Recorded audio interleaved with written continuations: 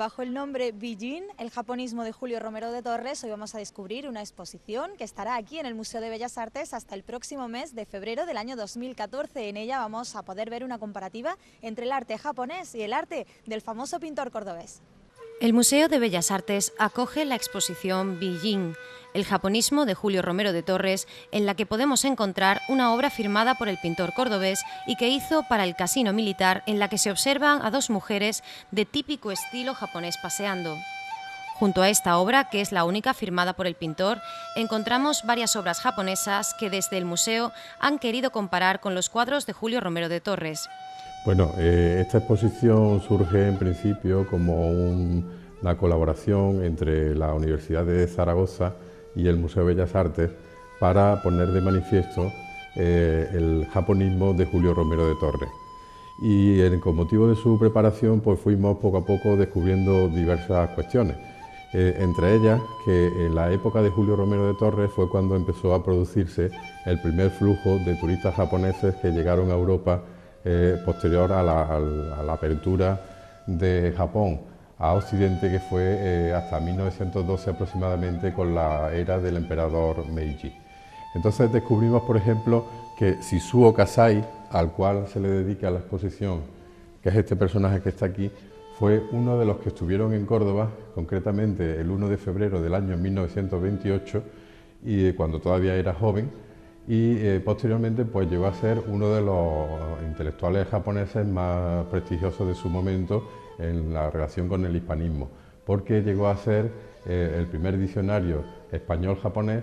y además escribió varios libros de viaje, entre ellos este que tenemos aquí, que es El viaje a España, donde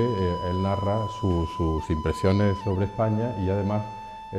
cuenta a los japoneses cuáles son los principales ritos y mitos culturales españoles, como podemos ver en la portada de un libro que se publicó un poco tardíamente, El flamenco, el toreo, y en la portada de la Sagrada Familia de Barcelona, que es el monumento que todos los japoneses tienen en su mente cuando piensan sobre España.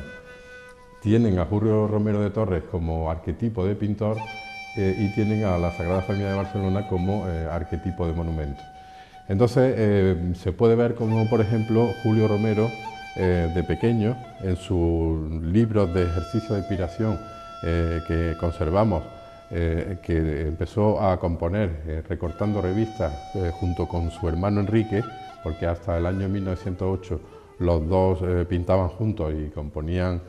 prácticamente juntos, pues también tuvieron, como todos los modernistas europeos, la inspiración del arte japonés, como se puede ver en esta lámina que el libro presenta. Y visto esto, lo que pretende la exposición es comparar el trabajo que hizo Julio Romero, que lo tenemos aquí, más fuertemente japonés, no solamente en este momento en el que hace la decoración para el Casino Militar de Córdoba, sino como a lo largo de toda su trayectoria, aunque de una manera más prominente hasta 1907, pues se deja influir por las composiciones, la iconografía, la belleza femenina japonesa, que es la que da el título a la exposición Bijin, que significa en japonés belleza femenina. Aquí tenemos el lienzo de Julio Romero,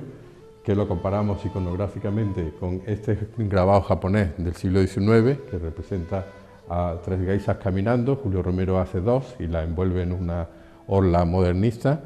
probablemente también copiada de los repertorios de estampas japonesas, como podemos ver posteriormente en la sala alta del museo, donde se exhiben 25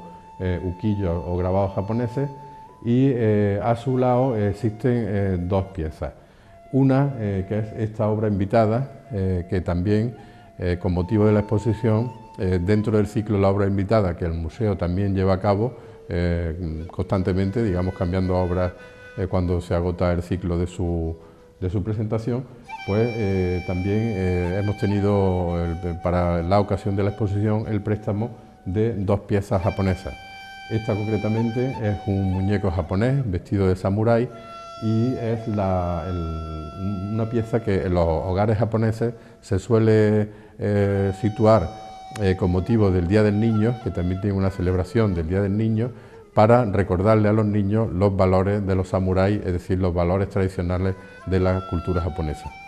Y en la parte derecha del lienzo de Julio Romero, pues podemos ver también una composición de la artista japonesa Hisae Yanase, que lleva afincada en Córdoba casi 3 décadas y que se la hemos pedido para que también la haga para la ocasión. Ella también, teniendo en cuenta que el pelo es tiene un significado muy especial en la cultura japonesa, las mujeres japonesas se cuidan mucho el pelo, siempre lo llevan recogido, y el hecho de tenerlo suelto es un síntoma de abandono por distintos motivos. Pues ella ha hecho esta pieza inspirada también en la de Julio Romero, Viva el pelo,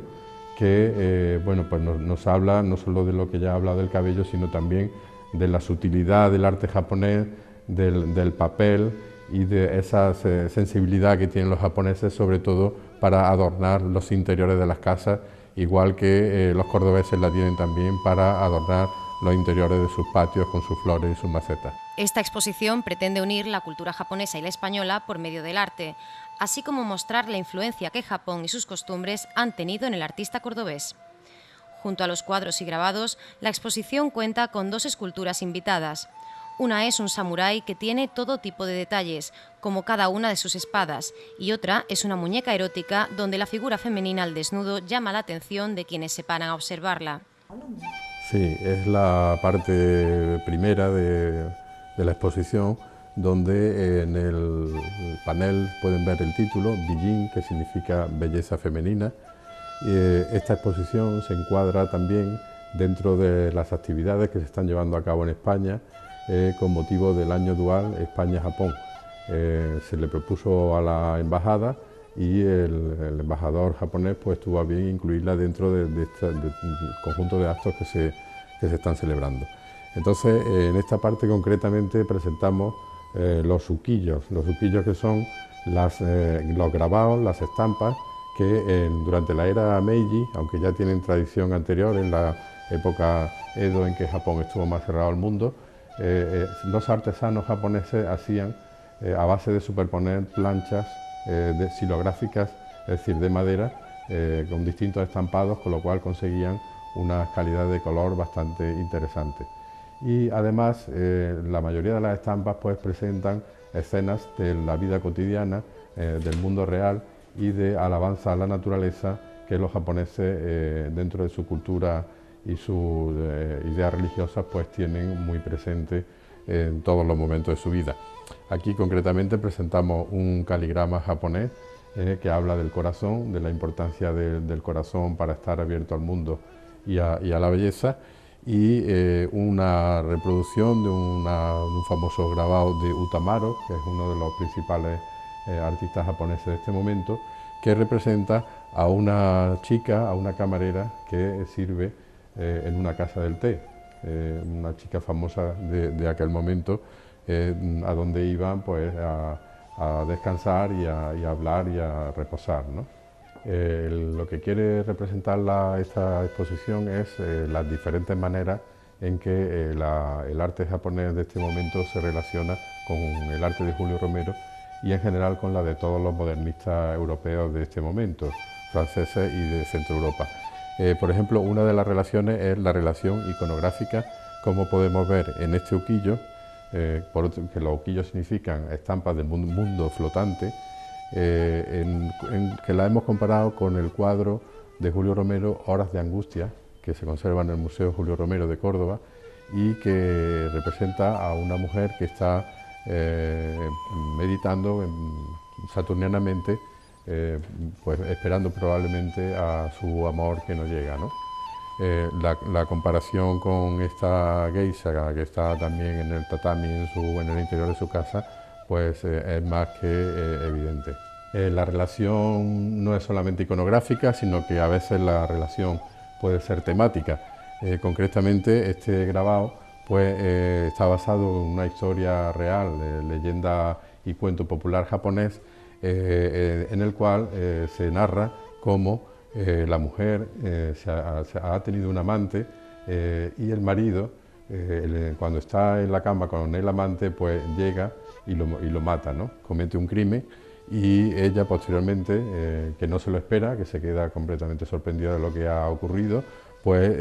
no tiene más remedio que cortarse el pelo en señal de duelo por la circunstancia ocurrida. Ahí se compara perfectamente con el cuadro de Julio Romero, El Cante Hondo, donde se mezclan pues también el amor, la muerte, y los celos, en fin, toda la iconografía que rodea a los cuadros de Julio Romero en relación también a la parte trágica y a la vez la parte mefistofélica que tiene el cante y el baile flamenco. Isae Yanase también ha querido poner su aportación particular a esta muestra, para la que ha realizado una escultura simulando la obra de Romero de Torres, Viva el pelo. Y es que para los japoneses la cultura al pelo de las mujeres es algo muy arraigado en su sociedad. Bueno, en el caso ya de las técnicas son diferentes en los artistas tipo Julio Romero, pero sí que interesa destacar la habilidad técnica que tenían los artesanos japoneses para realizar este tipo de estampas que en definitiva pues servían para disfrute de la gente del pueblo, no de las clases altas, sino más bien de las clases intermedias. Tengamos en cuenta que en este momento Japón tiene 1 millón de habitantes a principios del siglo XIX y existe toda una cultura popular de la cual ha quedado mucho, por ejemplo, el actual manga, el actual cómic o TVO japonés. Aquí lo que tenemos que admirar es la paciencia que tenía un artesano japonés para, a veces, superponiendo y esperando a que las tintas se sequen durante X tiempo,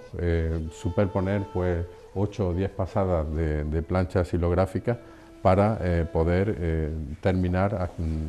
consiguiendo unas calidades matéricas y unas calidades pictóricas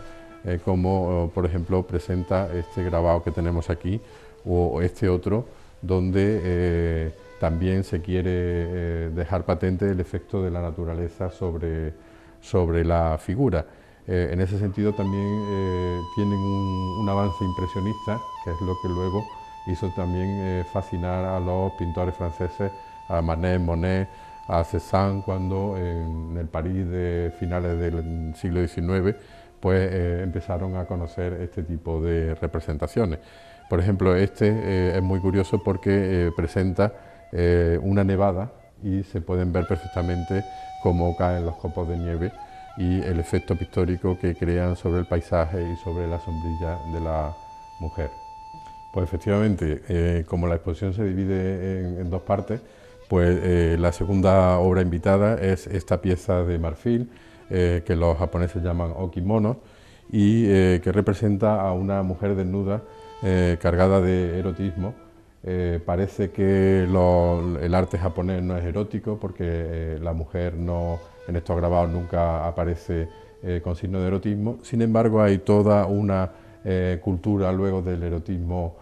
también en este tipo de estampas, en este tipo de representaciones, dirigidas ya a un público tal vez un poquito más de clase alta y que produjo también este tipo de piezas deliciosas que realizaron los artesanos japoneses del momento.